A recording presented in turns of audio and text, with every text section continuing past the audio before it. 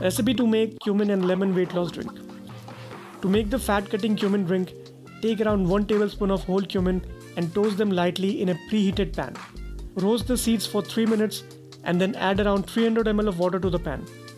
Remember not to roast the seeds for a longer time as it may result in a more bitter taste in the drink. Watch the water in the pan come to a boil.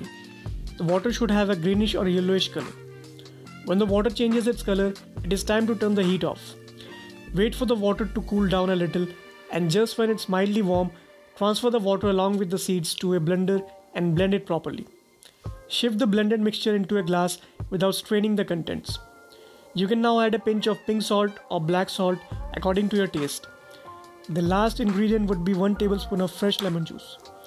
It is preferable to have this drink while still warm for maximum benefits. This drink needs to be consumed on an empty stomach first thing in the morning.